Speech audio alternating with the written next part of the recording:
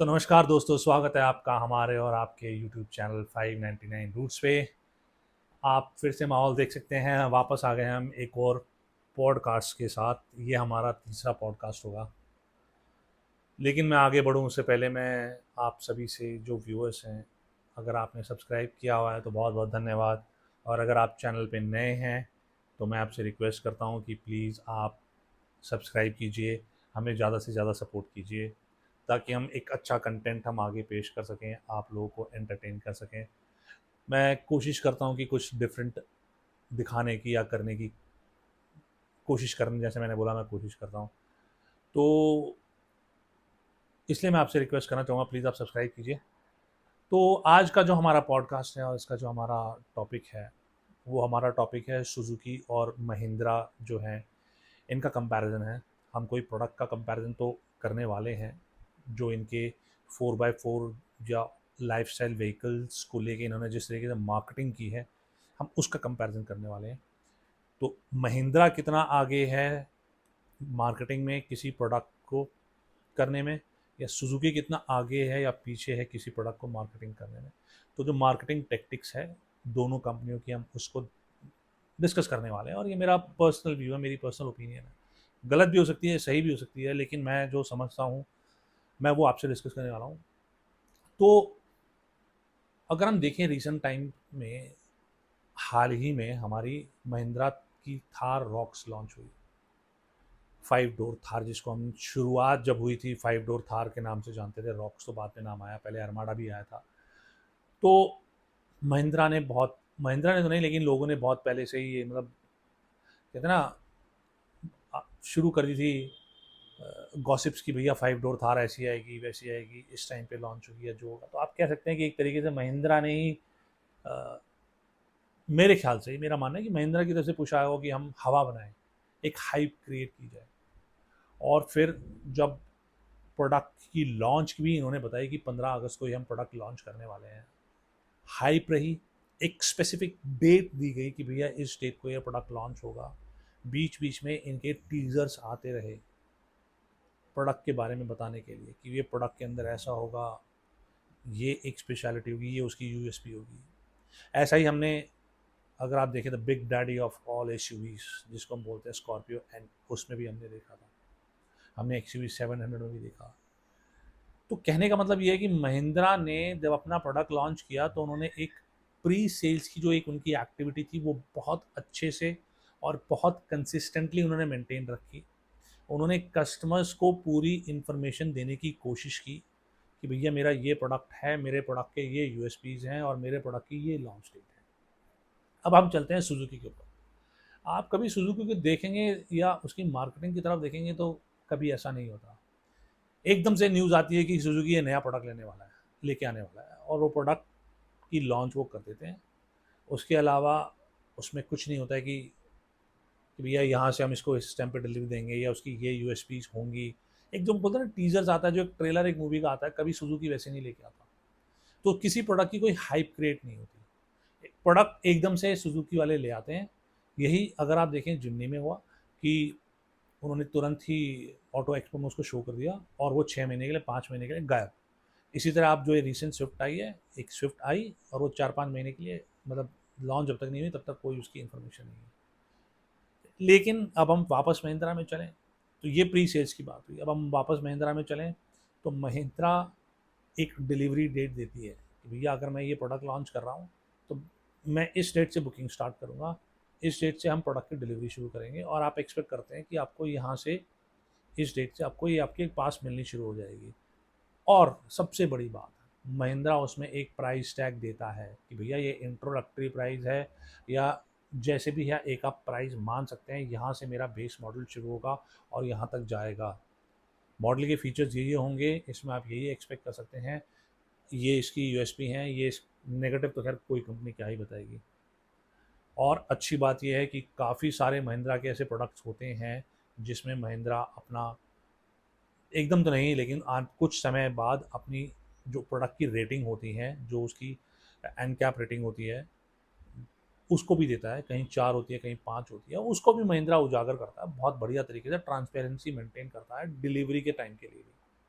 आप सुजुकी की बात करें, मैं जिमनी को ही प्रोडक्ट को लेकर चलूँगा, क्योंकि मेरे ख्याल से अगर देखें हम एसयूवी जो एक लाइफस्टाइल व्हीकल में जिमनी है, ब्रेजा भी है, मैं उस पर आता हूँ, ब्रेजा पे भी आता हूँ बाद में, लेकिन जिमनी है।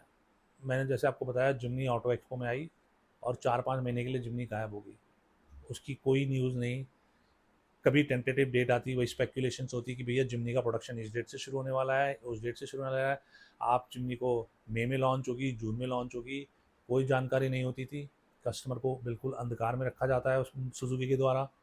प्राइस क्या होगा नहीं पता, फीचर्स जो थोड़े बहुत ऑटो एक्सपो में बता दिए वही आपको पता होंगे, उसके अलावा आपको कोई जानकारी नहीं है। आप क्या उम्मीद कर सकते हैं गाड़ी से, कोई जानकारी नहीं है। तो जो ड्यूरिंग जो सेल्स का पीरियड आप कह सकते हैं, ये भी प्री सेल्स ही है, लेकिन कुछ हद तक सेल्स भी इसमें कवर होती है, क्योंकि यही चीज़ें सेल्स ड्राइव करती हैं। कोई आपको जानकारी नहीं होती, आपको सुजुकी जो है एकदम अंधकार में रखता है। अब यही क्या एक कारण हो सकता है सुजुकी की जिमनी के फेल होने का? नहीं, मैं बोलूँगा कुछ हद तक हाँ, कुछ हद तक नहीं।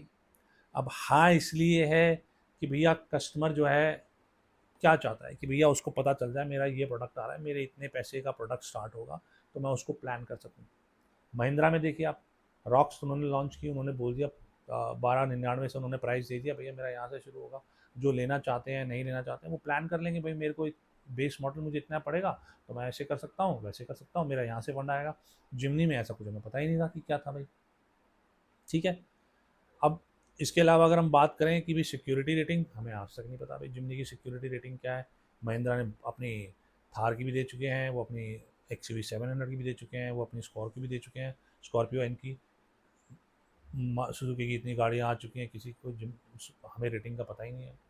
दूसरा जो रीज़न है जिमनी, मैं फेलियर ही बोलूँगा इसको, क्योंकि यार जिस, अगर आप कंपेयर करें, फेलियर इसलिए क्योंकि आप आज भी एस के टर्म में, चाहे थार हो या जिसकी भी हो, अगर हम सेल्स फिगर्स को कंपेयर करें तो जो प्रीमियम एस जो मार्केटिंग की गई थी सुजुकी जिमनी की, ठीक है, उस हिसाब से आपकी थार जो है शायद ज़्यादा बिकती है, जिमनी कम बिकती है, इसलिए मैं इस प्रोडक्ट को एक फेलियर कह रहा हूँ। हालांकि जब चिप्स भी आई थी तो वो भी इतनी नहीं बिकी थी, और ये मुझे पता था कि इतनी नहीं बिकेगी, क्योंकि एक लाइफस्टाइल व्हीकल है यार, ये हर एक किसी की नीड पूरी नहीं करता है। आज भी मैं जब डिस्कस करता हूँ लोगों से, अगर आप एक एडवेंचर एंथुसियास्ट हैं तो ही आप जिमनी की तरफ या थार की तरफ जाएं, वरना खाम का 4x4 लेके आप पैसा बर्बाद ना करें। हम जैसे लोग बहुत लिमिटेड होते हैं, जैसे लोग हिमालयन लेते हैं, स्प्लेंडर लेते हैं, वही एक फ़र्क है इसके अंदर भी। स्प्लेंडर शायद आपकी ज़्यादा बिकती है, हिमालयन उसका उस तादाद में नहीं बिकती है, तो वहीं यहाँ पर भी कंपैरिजन है।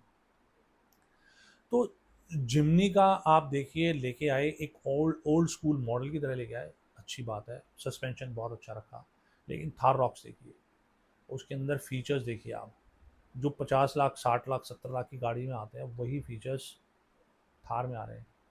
उसका इंजन देखिए, 2 लीटर इंजन, पेट्रोल से ही कंपैरिजन कर रहा हूँ, 2 लीटर पेट्रोल इंजन आपका 12 लाख से शुरू हो जा रहा है। यहीं मैं आपकी जब सुजुकी जिमनी आई थी, 1.5 लीटर पेट्रोल इंजन आपका 15 लाख से शुरू हो रहा था।